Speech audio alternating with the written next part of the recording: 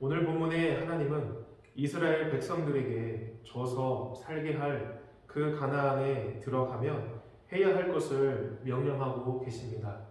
2절과 3절 말씀입니다. 이스라엘 자손에게 말하여 그들에게 이르라. 너희는 내가 주어 살게 할 땅에 들어가서 여호와께 화제와 번제나 서원을 갚는 제사나 낙헌제나 정한 절기제의 소나 양을 여호와께 향기롭게 드릴 때에. 아멘. 하나님께서 들어가 살게 할 땅 가나안에 들어가면 제사를 드리라. 곧 가나안에서 하나님을 예배하라고 말씀하십니다. 예배란 우리에게 무엇입니까? 우리를 구원하신 그 하나님을 기억하며 하나님께 그 감사와 영광을 돌리는 것입니다. 또한 하나님의 그 함께하심을 깊이 경험하는 시간이 예배인 것이죠.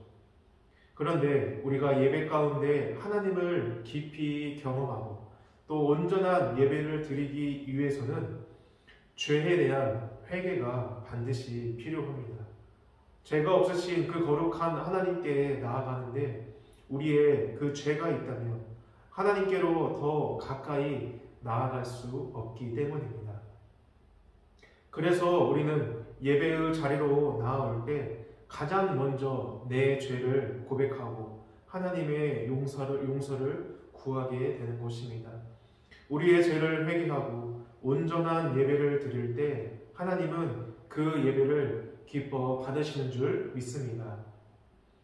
하나님은 이스라엘 백성들이 가나안 땅에 들어가 제물을 드릴 때 짐승만 태워 드리는 것이 아니라 기름을 섞인 고운 가루와 또 포도주, 또 첫 곡식으로 만든 빵을 만들어서 함께 바쳐야 한다고 말씀을 합니다. 이 기름과 포도주, 곡식은 풍요를 상징합니다. 이것은 곧 가나안에서 수확한 그 많은 가축들, 또 기름, 포도주, 곡식을 함께 하나님께 드림으로써 이스라엘 백성들을 애굽의 노예에서 구원하시고 또 풍요의 땅으로 인도하신 그 하나님을 기억하고 그분만을 섬겨야 한다고 말씀하시는 것입니다. 이처럼 우리를 영원한 사망에서 구원하시고 또 천국으로 인도하신 하나님을 기억하며 하나님을 온전히 예배하는 저와 우리 모든 성도님들이 되시기를 소망합니다. 하나님은 우리가 정직하고 진실된 마음으로 하나님을 섬기기를 원하십니다. 그 말씀이 30절과 31절 말씀에 나와 있죠. 본토인이나 타국인이든지 고의로 무엇을 범하면 누구나 여호와를 비방하는 자니 그의 백성 중에서 끊어질 것이라. 그런 사람은 여호와의 말씀을 멸시하고 그의 죄악이 자기에게로 돌아가서 온전히 끊어지리라. 아멘. 사람은 누구나 실수할 수 있습니다. 하나님께서도 그것을 알기에 실수로 하나님의 명령을 지키지 못한 자들을 용서해 주십니다. 그러나 그것이 잘못된 것임을 알면서도 고의로 또한 일부러 죄를 짓는다면 그 죄의 대가를 받는다고 말씀하십니다. 하나님은 32절 이후에 말씀을 들어서 일부러 죄를 지은 사람의 이야기를 들려주십니다. 어떤 사람이 안식일에 장작을 주워 모았습니다. 그가 장작을 주워 모으는 모습을 본 사람들이 모세와 아론에게 또 모든 백성에게 데려갔습니다. 그를 가두고 안식일에 장작을 모은 이 자를 어떻게 할지 모세는 하나님께 묻습니다.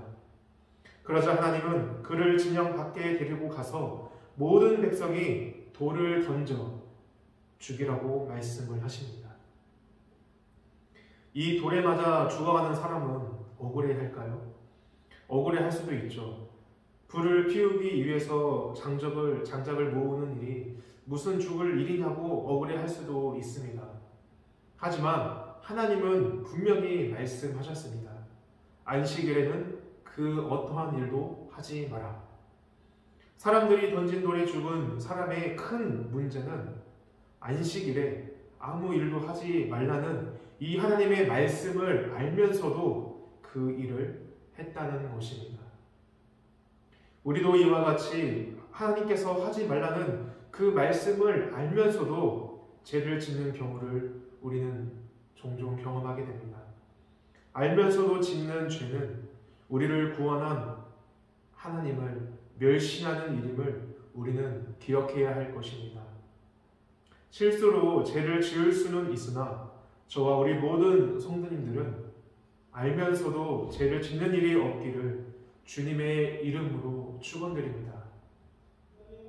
그렇다면 우리는 거룩한 하나님의 자녀답게, 구원받은 자녀답게 어떻게 하면 말씀에 순종하며 거룩한 삶을 살아갈 수 있을까요?